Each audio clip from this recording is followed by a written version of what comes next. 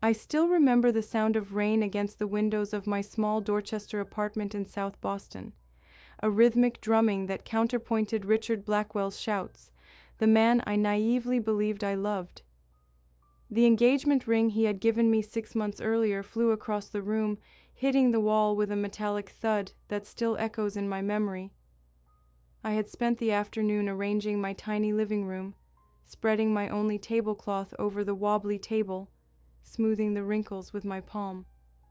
The small crib I'd purchased second-hand stood proudly in the corner, a beacon of the future I'd imagined for us. I caressed my 5-month pregnant belly, waiting for Richard to arrive, eager to show him the baby names I'd carefully written in my notebook. When he finally arrived, rainwater dripping from his expensive coat, his aristocratic face was already contorted with displeasure. Something was wrong. I could feel it in the chill that entered with him, colder than the November air outside. "Richard, look," I said, my voice bright with forced cheerfulness. "I found this crib at a thrift store, and these little onesies were on sale." I held up the tiny clothes, still bearing their discount tags. He didn't even glance at them. Instead, he checked his Rolex, a gift from his father upon graduation from Harvard Business School. "We need to talk about something serious, Miranda." My heart sank as I reached for the list of baby names. "I was thinking if it's a boy, maybe William after your grandfather, or if it's a girl. My family will never accept this." His voice cut through mine like a blade. "You know that, don't you?" "Richard, please," I whispered, reaching for his hand. He pulled away, as if my touch might contaminate him. "It's our baby. We'll figure something out." His laugh was hollow, nothing like the warm sound that had made me fall for him 9 months ago when he frequented the Denny's where I worked double shifts. "This baby will ruin my life, Miranda. You need to take care of this problem." The realization of what he was suggesting hit me like a physical blow. "You want me to—" "No, it's our child." "Or deal with it yourself." His eyes were ice, nothing like the warm blue that had once looked at me with desire. "A waitress from Dorchester will never be suitable for Beacon Hill society." Tears streamed down my face as I cradled my belly protectively. "Richard, please, we love each other." He adjusted his Rolex, avoiding my gaze.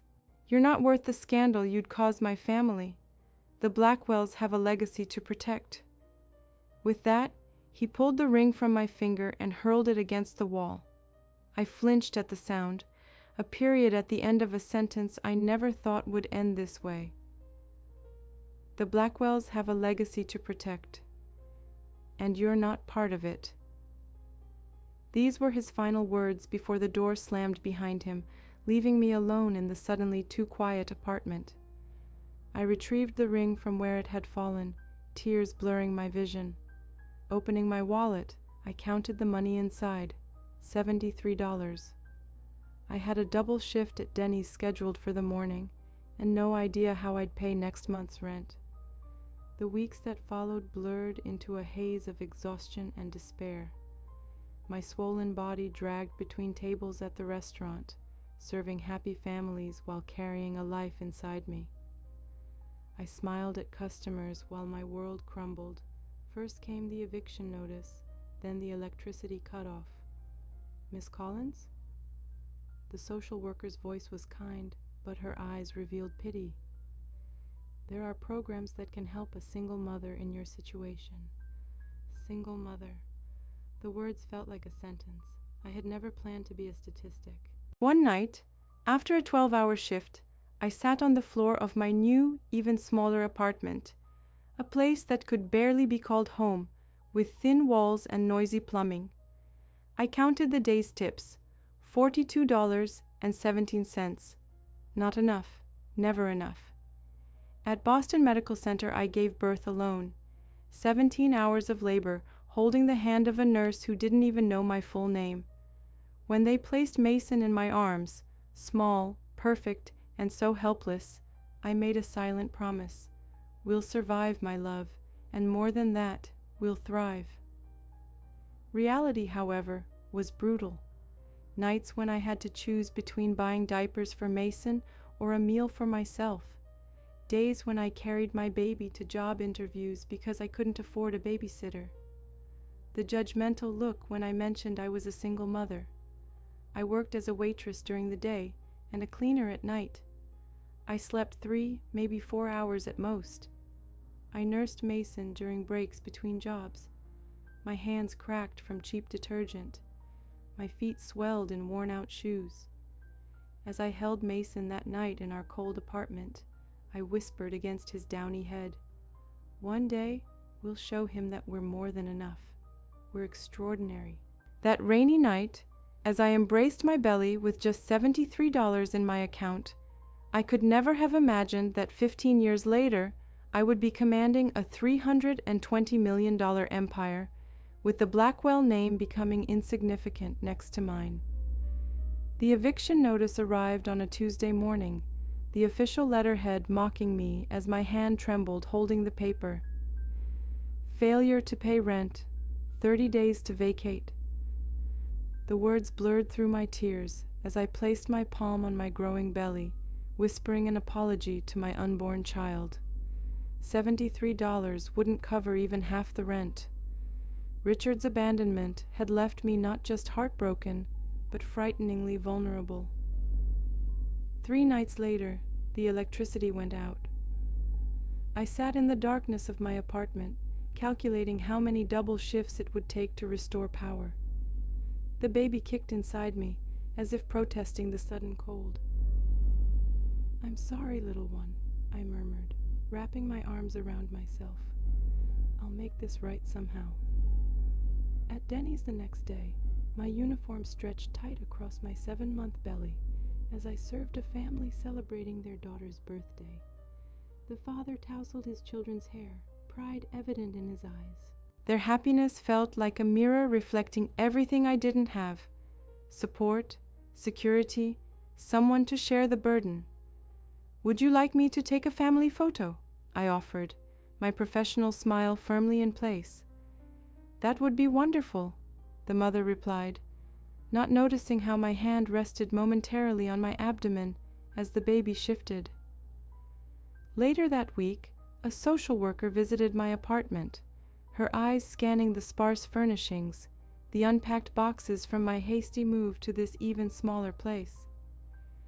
"Miss Collins, there are programs that can help a single mother in your situation," she said, her voice gentle but her gaze filled with pity. She handed me pamphlets with titles like Aid for Dependent Families and Support Systems for Unwed Mothers. Single mother, unwed mother. The terms felt like brands being seared into my identity. I had never planned to be a statistic. The new apartment was in a building with paper-thin walls and temperamental plumbing that groaned and clanked through the night. The landlord had eyed my pregnant belly suspiciously while handing over the keys. "No noise, no problems," he'd warned. "First sign of trouble, you're out." My first night there, I lay awake listening to a couple arguing next door, the sound of breaking glass, a child crying. I covered my ears, fighting back tears. This wasn't the life I wanted for my baby. After a 12-hour shift that left my feet swollen inside my worn shoes, I sat cross-legged on the floor counting the day's tips. $42.17. Another day, another impossible shortfall. I arranged the coins in neat stacks, as if organizing them would somehow multiply their value. The contraction started during my Friday morning shift at Denny's.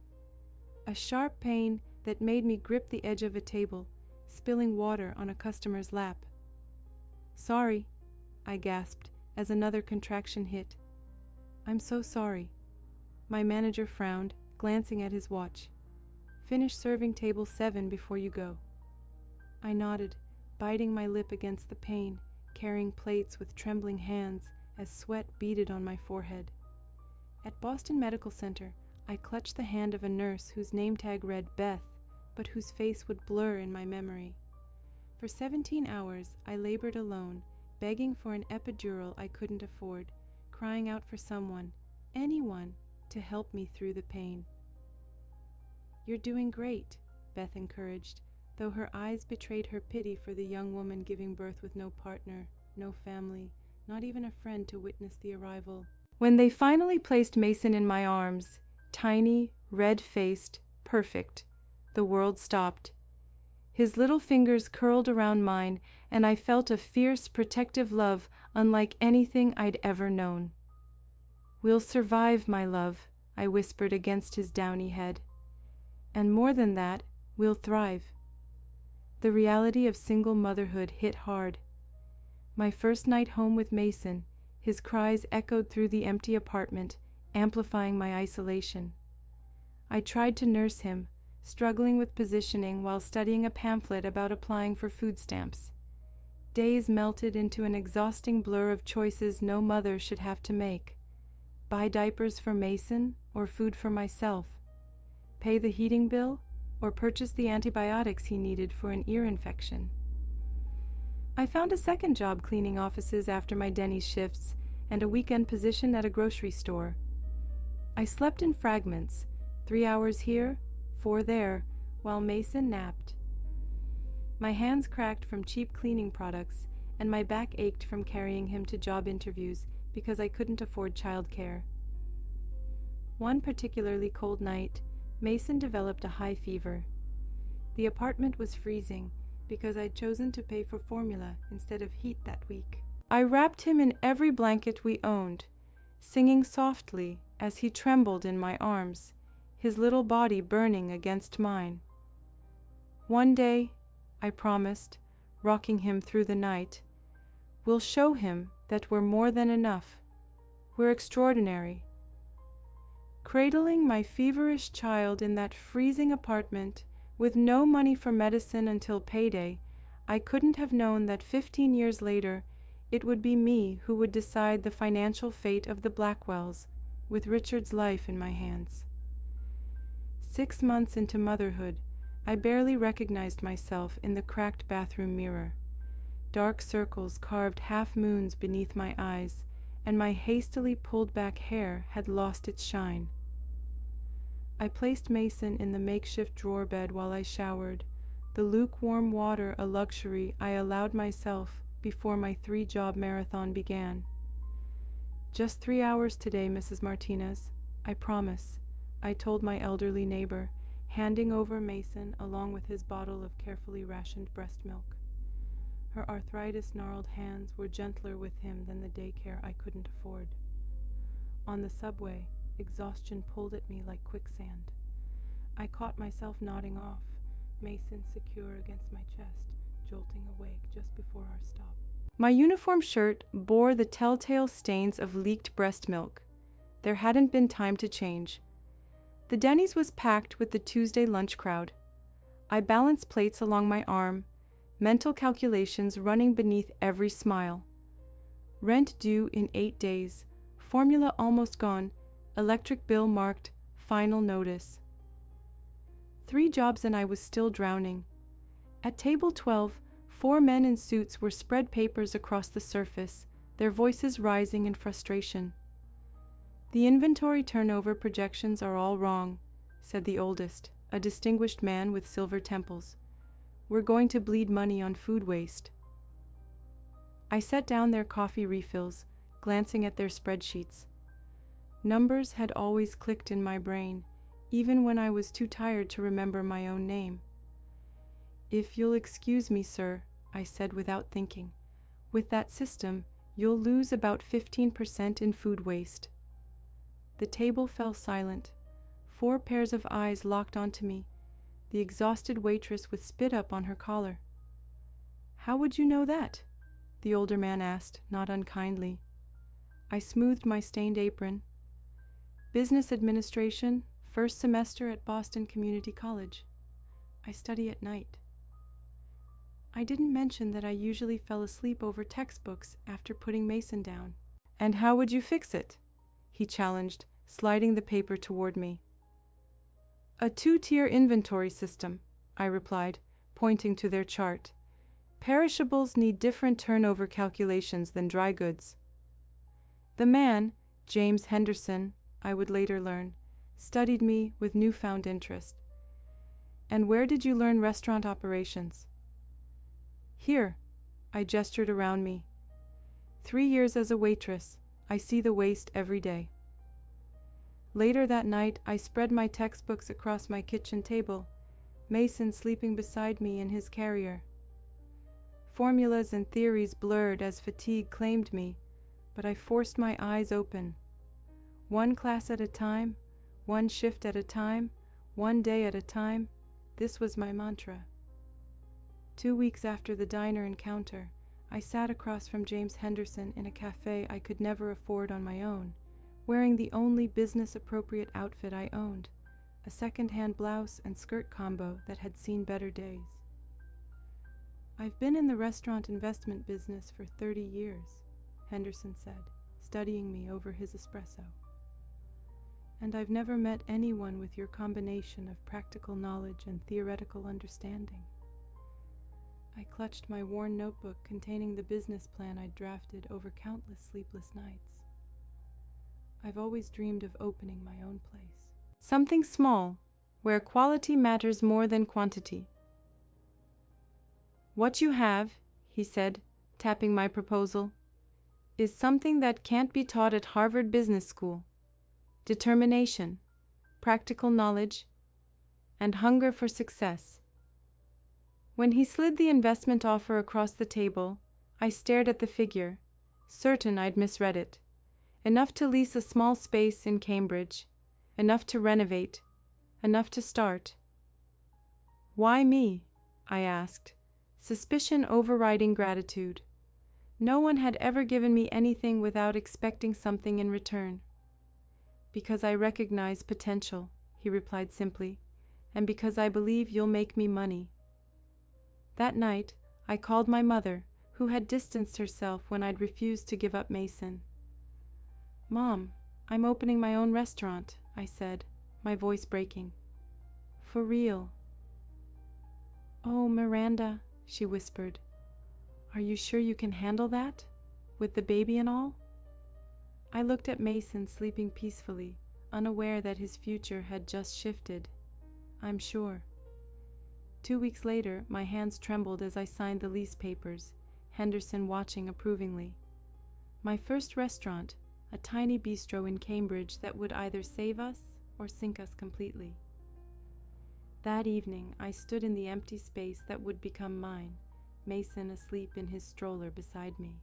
Peeling paint, outdated fixtures, and endless possibilities. One day, I whispered to my sleeping son, we're going to show him that we are extraordinary. Signing those papers with my cracked hands, with my son sleeping in a cheap stroller beside me, I couldn't have predicted that 15 years later I would be on the cover of Forbes, while the Blackwells watched helplessly as their empire collapsed before my success. 3 years had passed since James Henderson's investment changed our lives. My small bistro in Cambridge, initially a desperate gamble, had blossomed into a local success. I arrived at 5 a.m, Mason drowsy in my arms, to meet suppliers at the back door. The 3-year-old rubbed his eyes as I balanced him on my hip, checking produce quality with my free hand. Good morning, Miss Collins. Jorge, my vegetable supplier, greeted me. His eyes softened at Mason. And good morning to the little boss. Mason was a fixture at the restaurant, coloring menus in my makeshift office while I balanced the books. My 16-hour days now built something of my own, not someone else's dream. The bistro's warm lighting and intimate atmosphere attracted professors from nearby Harvard and MIT, young professionals, and couples seeking something authentic. Mama, can I make bread today? Mason asked, his small hands already reaching for the flour bin. I set up a station beside the prep cook, watching my son's serious concentration as he pounded dough, his face and apron soon dusted white. The kitchen was my sanctuary, creating dishes born from necessity and imagination. My signature Providence pasta was named for what I'd whispered to myself during those darkest days. Providence would provide. One Tuesday evening, my sous chef nudged me. "Table 9, food critic from the Boston Globe. She's been here 3 times this month." My heart hammered against my ribs. A positive review could transform our steady business into something more significant. I watched from the kitchen as she savored each bite, making notes. When she left, I collapsed against the wall, anxiety and hope battling within me. 4 days later, I unfolded the Boston Globe with trembling hands. There it was. Cambridge's hidden gem, the best value fine dining in Boston. Tears blurred my vision as I read, "Chef owner Miranda Collins transforms humble ingredients into extraordinary experiences. Her journey from waitress to restaurateur infuses every dish with authenticity." "Why are you crying, Mama?" Mason asked, his small hand patting my cheek. "Happy tears, sweetheart. We're making it." The review changed everything. Lines formed outside our door. Our reservation book filled weeks in advance. James Henderson visited, watching the bustling dining room with satisfaction. "It's time to grow, Miranda. You've proven you can do this." Fear gripped me at his words. Expansion meant risk, debt, more sleepless nights. But looking at Mason, now attending preschool part-time, I knew we needed to reach higher. "I'm scared," I admitted to Henderson. "What if I fail?" He studied me. The Miranda Collins who raised a child while working 3 jobs and going to school isn't afraid of hard work or risk. We began searching for a second location. Mason accompanied me on property tours, his small hand in mine as we evaluated spaces. The 5th property, a charming corner building with large windows, felt right immediately. "Good light," Mason declared with childish authority. "People like to eat where it's sunny." As the real estate agent reviewed details, one particular fact caught my attention. "The building is currently owned by Blackwell Industries. They're liquidating some assets." My heart stuttered. Richard's family company. I went home and researched immediately. Blackwell Industries was indeed struggling, with several properties being sold below market value. Richard's father had passed away, leaving him in control of a company he wasn't prepared to run. That night, I sat before my laptop, cursor hovering over the offer document. What if I failed? What if Richard was right about me? That I wasn't good enough, smart enough, worthy enough? "Mama, can I have some milk?" Mason appeared in his dinosaur pajamas, interrupting my spiral of doubt. "What do you think about Mama opening another restaurant?" I asked him. He considered this with the serious face of a 4-year-old philosopher. "You make the best pasta in the world. Everybody will want to eat it." Such simple confidence. I signed the offer that night, a strange warmth spreading through me. My second restaurant would open in a building owned by the family that had rejected me. During renovations, Mason supervised in his toy construction helmet, holding my hand as we walked through the space. "This is going to be special," I told him. "This will show everyone what we can do." On opening night, we toasted with cheap champagne. My small staff gathered around. The second restaurant, smaller but more elegant than the first, represented not just expansion, but vindication.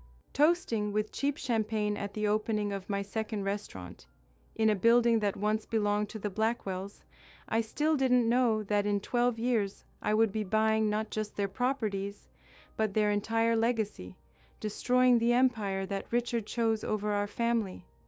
5 years after Richard walked out of my life, I stood before a mirror in my new office, barely recognizing the woman who stared back. Gone were the stained uniforms and desperate eyes. Now I wore tailored blazers, and my business cards read, "Miranda Collins, CEO, Collins Restaurant Group." 3 successful restaurants now operated under my name across Boston. The struggling single mother was transforming into a respected businesswoman. My phone vibrated with another call from Mason's school. I had missed 3 already, knowing exactly what they wanted to discuss. His kindergarten presentation was this afternoon. Another obligation I would likely fail to fulfill. When I picked Mason up that evening, hours after his classmates had gone home, his teacher handed me a folded paper, a family drawing. Just 2 figures, Mason and me. A conspicuous empty space where a father should stand. "Mama, why don't I have a dad like the other kids?" he asked that night as I tucked him into bed, his 5-year-old eyes serious and searching. My heart contracted. I had rehearsed this moment countless times, but still wasn't prepared. "Your father wasn't ready to be a daddy, sweetheart," I said carefully. "He made a different choice." "Because he didn't like us?" "No," I stroked his hair, choosing my words with extreme care. "Because he wasn't brave enough to try. But that doesn't mean there's anything wrong with you. Sometimes grown-ups make mistakes." Mason nodded, accepting, but not completely convinced. The questions would return, I knew, as he grew older and began to understand the world more fully.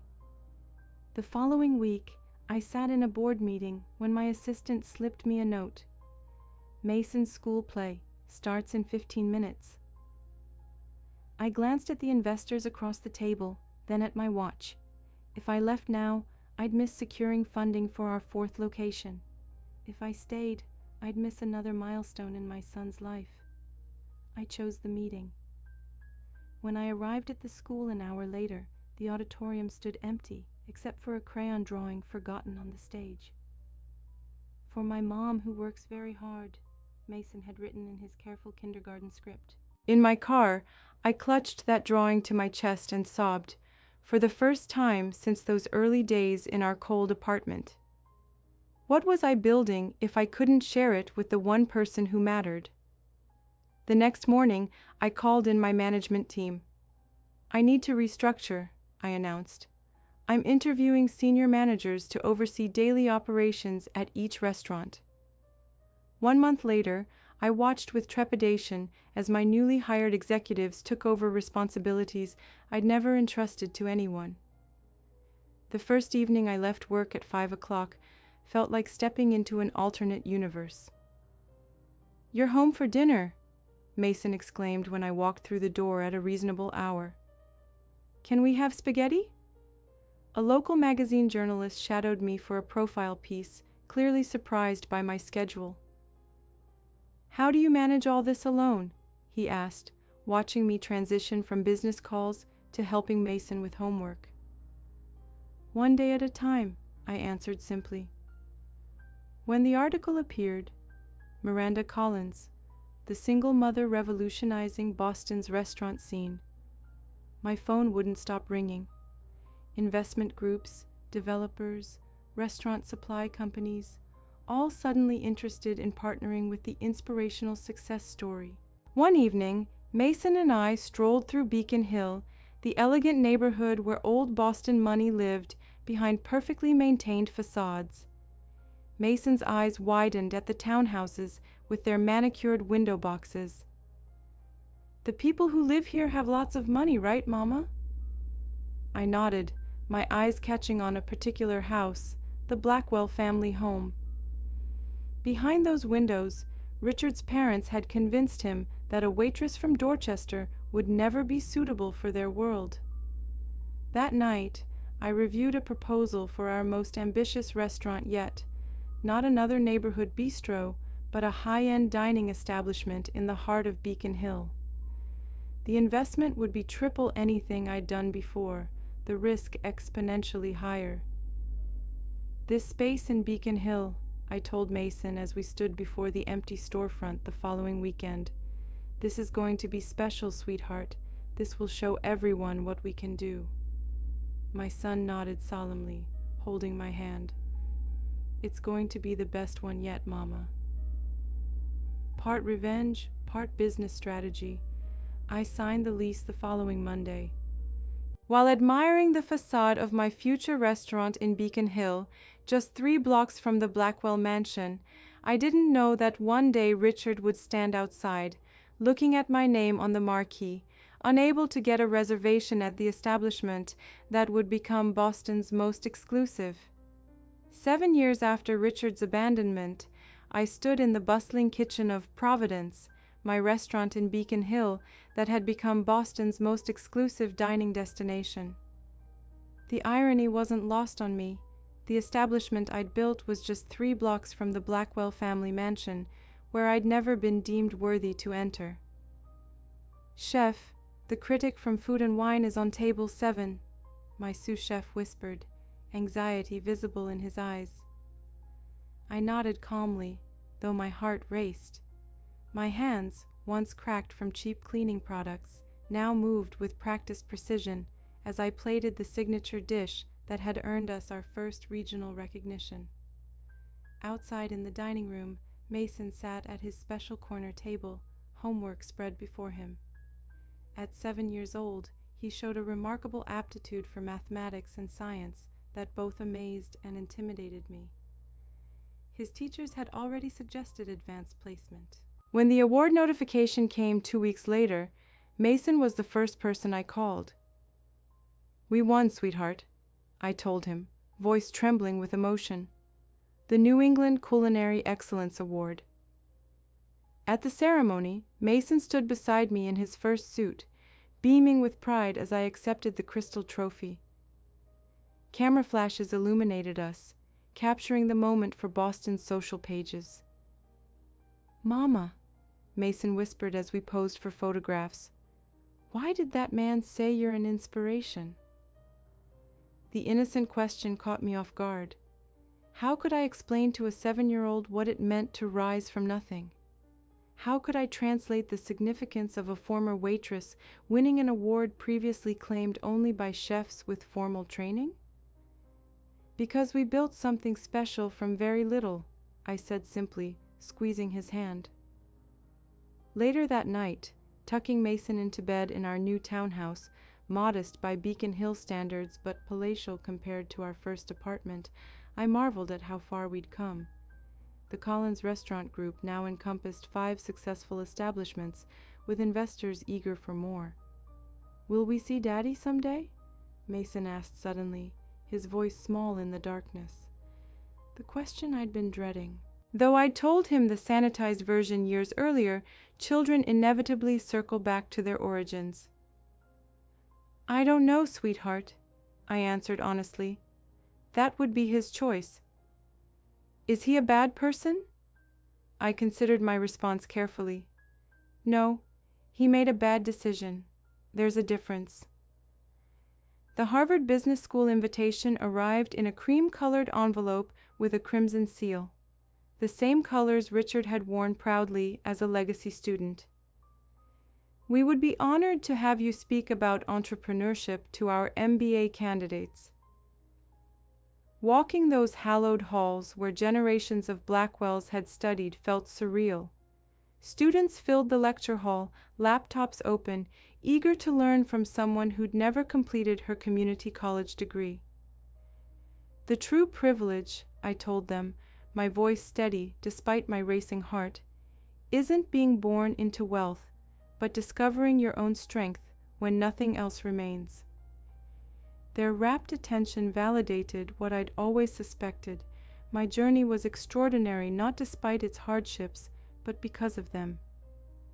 After the lecture, a young man lingered, clutching a folded note. "Professor Blackwell mentions you frequently in his business ethics class," he said hesitantly. "He calls not investing in your restaurants his greatest professional mistake." My breath caught. "Professor Blackwell?" "Richard Blackwell. He teaches here since his family company downsized. He often references missed opportunities in Boston's emerging restaurant scene as a case study in failed vision." That night, I researched Richard's current circumstances. Blackwell Industries had indeed contracted significantly, selling assets after several failed ventures. Richard now lectured part-time at his alma mater, his family's influence diminished but not erased. He had followed my success from afar, using my story as a teaching tool while never acknowledging our connection or Mason's existence. In my son's bedroom, I watched him sleep peacefully, surrounded by books and the telescope I'd given him for his birthday. Beside his bed sat the college fund I'd established, already substantial enough for any university, including Harvard. "One day," I whispered, brushing hair from his forehead, "you'll walk through those doors on your own merit, not family connections." Lecturing to future MBAs in the same hallways where generations of Blackwells had studied, I didn't imagine that in 8 years I would face Richard in a confrontation at one of New York's most prestigious events, with our son standing between us. Standing in the prestigious offices of Boston Business Monthly, I watched as the photographer adjusted lighting around me. My navy power suit, Armani, not the second-hand blazers of years past, felt like armor. "Just a bit more to the left, Ms. Collins," the photographer directed. "The cover needs to be perfect." The cover. My journey from abandoned waitress to restaurant mogul had culminated in this moment. Miranda Collins, the East Coast's gastronomic revolution, would grace newsstands throughout New England next week. 10 years had passed since Richard walked out of my Dorchester apartment. The Collins Restaurant Group now operated 12 successful restaurants across New England, with a headquarters occupying an entire floor in downtown Boston. My team of 30 employees, managers, accountants, marketing specialists, all reported to the woman once deemed unsuitable for Beacon Hill society. "Mom! Mom!" Mason burst through the door after the photo shoot, waving a letter. At 10 years old, he had Richard's striking green eyes, but thankfully my determination. "I got in. The Accelerated Academy accepted me." I pulled him into a tight embrace, his excitement contagious. "2 grades ahead? That's incredible, sweetheart." That evening, as Mason worked through math problems meant for students 5 years his senior, his pencil paused. "Mom, I want to know everything about my father, the real story, why he left us." The question I'd been dreading since he'd first asked about his father years ago. I sat beside him, choosing my words carefully. "Your father comes from a very traditional family, the Blackwells. When I became pregnant with you, they didn't approve of me." "Because you were a waitress?" His intelligence always cut straight to the heart of matters. "Partly. The Blackwells have been in Boston for generations. They're very concerned with status, with appearance." Mason processed this information, his young face surprisingly mature. "So he chose his family's money over us?" My breath caught at his directness. "Yes," I admitted, "and it was the luckiest thing that ever happened to us, because it forced us to build our own life." "Without him," Mason said, not a question, but a statement. "Without him," I confirmed. The following week, my executive team presented expansion plans for New York City, a massive step that would require relocating our headquarters. The financial projections were staggering, the risk substantial, but the potential return even greater. "Manhattan is the ultimate restaurant battlefield," my CFO explained. "If we succeed there, national expansion follows naturally." That evening, I researched recent business news, discovering that Blackwell Industries was relocating to Manhattan after selling significant Boston assets. Richard's company was struggling, downsizing, while maintaining appearances. Our paths seemed destined to cross again in New York. "How would you feel about moving to New York?" I asked Mason over dinner. "It would mean changing schools, leaving your friends." He didn't hesitate. "Stuyvesant High School has the best science program in the country. I've already researched it." 2 weeks later, I walked through potential Manhattan locations, my heels clicking confidently, on marble floors of buildings that once would have intimidated me. The real estate agent mentioned casually that one particularly perfect space belonged to Blackwell Industries, now liquidating assets to maintain cash flow. "They're asking above market," she noted, "but might accept less. They need liquidity quickly." The irony wasn't lost on me. The company Richard had chosen over his own child was now desperate enough to sell property to the woman he'd abandoned. "Make an offer," I instructed, 15% below asking. Through intermediaries, I purchased the property, reasonably certain Richard had no idea who was buying it. That space would become the flagship Collins restaurant in Manhattan, built in a building his family once owned. 1 month later, Mason and I stood in our new penthouse apartment overlooking Central Park, boxes still unpacked around us. "It's official," I said, putting my arm around his shoulders, amazed at how tall he'd grown. "New York is our new home." He leaned against me, both of us watching the city lights emerge as dusk settled. "Do you think he knows we're here now?" "I don't know," I answered honestly. "But if he doesn't yet, he will soon." Signing the purchase contract for the Blackwell property in Manhattan, I couldn't imagine that in just 5 years I would be face to face with Richard at the Metropolitan Gala, with $320 million of valuation separating the waitress I had been from the empire I had built. The lights of Manhattan sparkle against the night sky as my driver navigates through midtown traffic. My reflection in the car window shows a woman I sometimes still don't recognize, poised, confident, dressed in bespoke designer clothes rather than the worn uniforms of my past.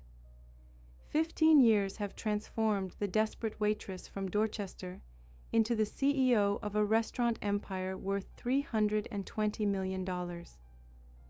"We'll arrive at the Metropolitan Museum in 10 minutes, Ms. Collins," my driver announces, interrupting my thoughts. My assistant Sarah spent the morning reviewing today's schedule with me. "Your meeting with Goldman Sachs investors is confirmed for after the gala," she said, handing me a leather portfolio embossed with the Collins Restaurant Group logo. "They're eager to discuss the international expansion." I nodded, flipping through the acquisition reports. 3 Manhattan properties recently purchased at bargain prices from the struggling Blackwell Industries. A delicious coincidence I only discovered yesterday when the final paperwork came through. "Is Mason's flight still on schedule?" I asked, checking my watch. "A subtle Patek Philippe that cost more than a year's rent at my first apartment." "Yes, his plane from Boston lands at 4. He finished his final exams yesterday." I smiled, thinking of my son. 15 years old and already accepted to Harvard with a full scholarship. A mathematics prodigy with the most genuine smile I've ever seen. He grew up without a father, but never without love or support. This morning, alone in my office before the day began, I allowed myself a rare moment of reflection. The journey to this night, the Metropolitan Gala, where I'll receive the Wall Street Journal's Entrepreneur of the Year award, began in that cold Boston apartment with $73 to my name. I remember one particular night when Mason was 2, burning with fever in our unheated apartment because I couldn't afford both medicine and heat. I wrapped him in every blanket we owned, singing softly as he trembled in my arms. "Your dress arrived," Sarah interrupted my memories, carrying an elegant garment bag. "And the limousine will be here at 7. "Thank you. I'd like a few minutes alone, please." When my office cleared, I walked to the floor-to-ceiling windows overlooking the city I now called home. 15 years of sacrifice, determination, and relentless work had led to this moment. The Collins Restaurant Group's 37 premium restaurants along the East Coast, the line of gourmet products dominating high-end supermarket shelves, the upcoming European expansion. Mason called from the airport, his voice deeper now, but still carrying that enthusiasm that sustained me through the hardest years. "Mom, I saw your photo on the JFK billboards. It's so weird and amazing." "How were your exams?" I asked, smiling at his excitement. "Crushed them," he replied confidently. "I'll see you at the gala.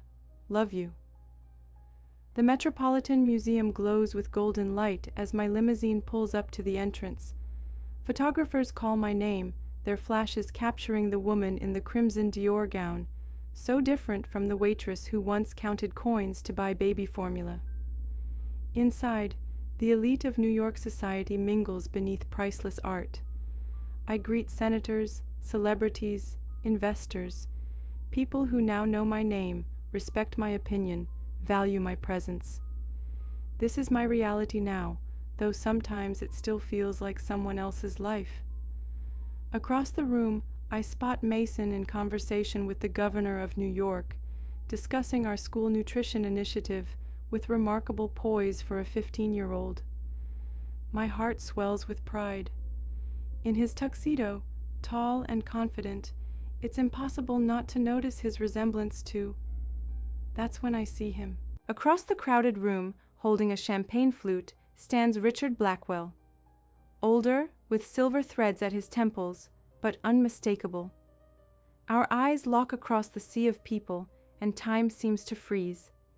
He visibly chokes on his drink, his eyes widening in recognition, and then, more disturbing, moving to Mason and back to me. 15 years dissolve in an instant. I feel again the cold of that Boston apartment, hear the sound of the engagement ring hitting the wall. But then, as quickly as it came, the sensation passes, because I am no longer that woman. "Miranda Collins!" The announcer's voice pulls me from the moment. "Please come receive your award." I walk toward the stage, aware that Richard is watching me, conscious of each confident step in my designer heels, of the assured swing of my shoulders. The announcer continues. "The woman who started as a waitress and built a restaurant empire, valued at $320 million. Please welcome Miranda Collins and her son, Mason Collins, recently accepted to Harvard at 15 years old." While stepping onto the stage as the crowd applauds, I don't know that destiny is weaving an encounter that will turn my past upside down. I only know that whatever comes, I'm ready. The applause washes over me as I ascend the steps to the stage, Mason at my side. The crystal chandeliers of the Metropolitan Museum cast a golden glow that catches on my diamond earrings, so different from the plastic studs I wore when Richard last saw me. The velvet of my Dior gown whispers against my skin as I accept the crystal award, its weight substantial in my hands. "Thank you," I begin, my voice steady, despite the storm of emotions churning beneath my composed exterior. 15 years ago, I was a pregnant waitress with $73 to my name. Tonight, I stand before you as proof that determination can transform even the most desperate circumstances. As I speak about perseverance and vision, my eyes deliberately find Richard in the crowd. He stands frozen, champagne flute suspended halfway to his lips, his face a mask of shock. I don't flinch or falter. Each word I speak is both testimony and silent accusation. Success isn't just about proving others wrong, I continue, feeling Mason's proud presence beside me. It's about proving yourself right, about believing in your own worth when no one else does. The crowd erupts in applause as I conclude. Photographers capture Mason and me embracing, the Wall Street Journal's Entrepreneur of the Year award glinting between us. From the corner of my eye, I see Richard attempting to compose himself, straightening his tie with trembling fingers. After the ceremony, I navigate through admirers and well-wishers toward a group of Goldman Sachs investors eager to discuss our European expansion. The conversation flows easily until I feel it, a presence behind me, a familiar cologne that once made my heart race, but now only stirs memories of betrayal. Miranda. Richard's voice is hoarser than I remember, perhaps from the expensive whiskey I smell on his breath. You look incredible. I turn slowly, maintaining my professional smile. Richard Blackwell, what a surprise. The investors discreetly step away, sensing the tension. Richard looks nervous, his eyes constantly darting toward Mason, who stands a few yards away speaking animatedly with the president of Columbia University. We need to talk, he whispers, leaning closer. About our son. My son, I correct immediately, my voice calm but sharp as a blade. You abdicated that right when you said I was worth nothing. I pause, smiling slightly. Ironic that my company is now worth 4 times more than Blackwell Industries, isn't it? His face pales. Of course he knows. Forbes published yesterday that the Collins Restaurant Group is acquiring 3 failed Blackwell properties in Manhattan, the same buildings where his family once hosted extravagant parties for New York's elite. Parties to which a waitress from Dorchester would never have been invited. Miranda, I made a terrible mistake, he says, his tone pleading. I was young, scared. My father pressured me to end things with you. Interesting how youth was a valid excuse for you, but not for me, I respond, maintaining my composure. I was young too, and pregnant, and abandoned. I know, he runs his hand through his hair, a gesture I recognize from our past. But look at you now, you're amazing. You did all this on your own. Maybe it was better this way. I feel blood boiling in my veins. Better this way? The nights I went without dinner so Mason could eat? The years of working double, triple shifts while trying to complete my studies? The constant fear of failing, of not being enough for my son? Richard, I say calmly, you have no idea what it cost to get here. His eyes travel over my designer dress, the jewelry, the status that surrounds me. But it was worth it, wasn't it? Look at you now. At this moment, Mason approaches, smiling. Mom, the governor is waiting to discuss that school nutrition initiative you're funding, he says, not noticing the pallor on the face of the man before me, the man who is his mirror image. Mason, my voice is perfectly controlled. This is Richard Blackwell, an acquaintance from Boston. Richard's eyes fill with something that could be interpreted as pain when Mason politely extends his hand. Pleasure to meet you, sir. Do you work in the restaurant industry too? Richard stammers some response about real estate, while his eyes devour every detail of the son he never knew. Actually, I add casually, Collins Restaurant Group just acquired 3 properties that belong to Mr. Blackwell's company. Quite an advantageous transaction for us. Mason smiles, completely oblivious to the silent drama unfolding. Oh, the Manhattan properties?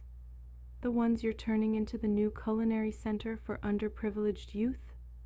That's awesome, Mom. Richard looks as if he's been punched.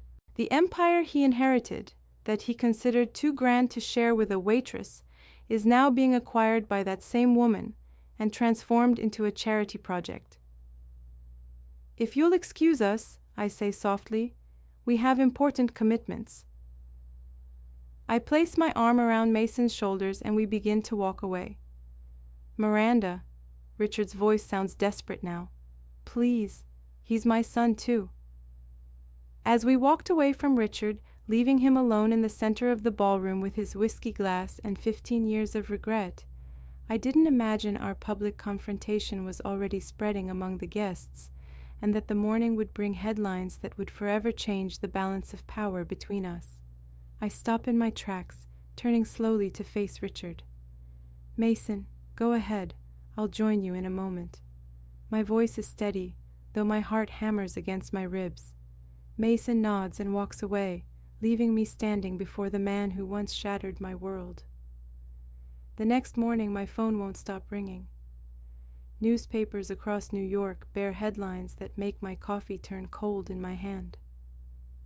Magnate Richard Blackwell exposed, abandoned son and mother who now surpasses his fortune. The society pages are merciless, detailing how the heir to the Blackwell fortune left his pregnant girlfriend 15 years ago, only to be confronted by her spectacular success at last night's gala. Sarah brings in more papers.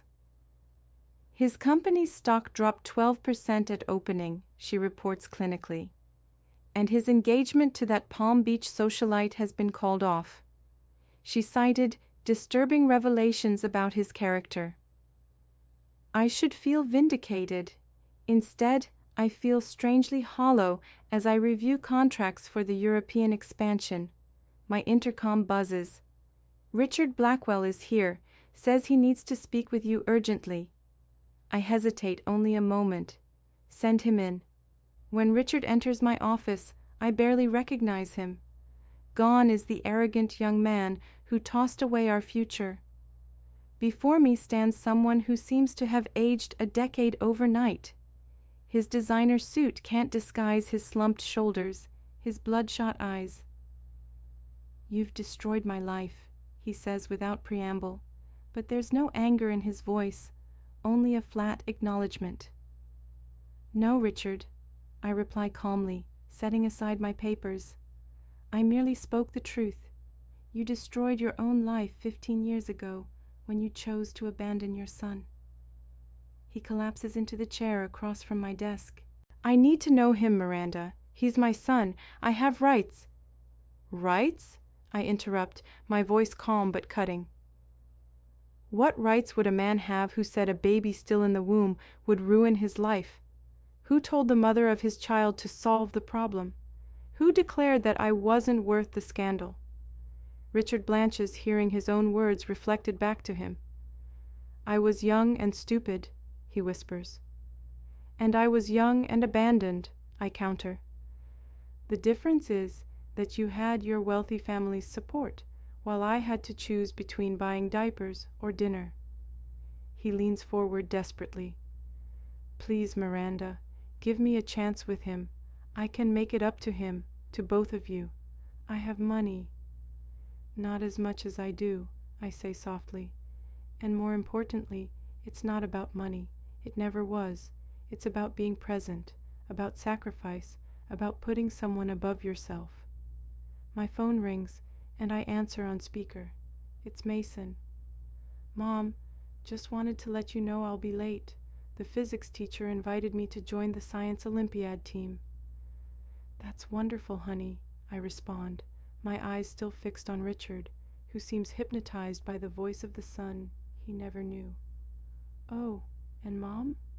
Mason continues. About yesterday. I've thought about it a lot. I'm not ready to meet him now. Maybe someday, but not yet. Is that okay? I see Richard lower his head in defeat, crushed by words so simple and definitive. Of course, love, I answer. It's your decision. After I hang up, silence fills my office. Richard looks smaller now, diminished in my guest chair. You heard my son, I say calmly. Respect his decision. Richard rises slowly. You won, Miranda. You built all this without me, proved I was wrong in every way. For the first time, I feel a twinge of compassion, not for the man who abandoned me, but for the man before me who finally understands what he lost. It wasn't a competition, Richard. It was about survival. Then it became about prosperity. And now it's just about living the life we've built. As he walks to the door, I add, for your information, Mason has your name as his middle name, Mason Richard Collins. I never wanted him to think he came from nothing. Even when you rejected us, I didn't completely reject the idea of you. Richard stops, his hand on the doorknob, shoulders trembling slightly. Without turning, he whispers, Thank you for that. After he leaves, I walk to my office window. Below, I watch Richard emerge from the building, a solitary figure against Manhattan's backdrop. As he enters a taxi, no longer the Bentley he once drove, I realize I feel no joy in his downfall, no pleasure in his pain. What I feel is liberation, as if a weight I've carried for 15 years has finally been set down. While preparing for my next meeting, I smile thinking about dinner with Mason tonight. Just the two of us, as it has always been. As we have always been enough.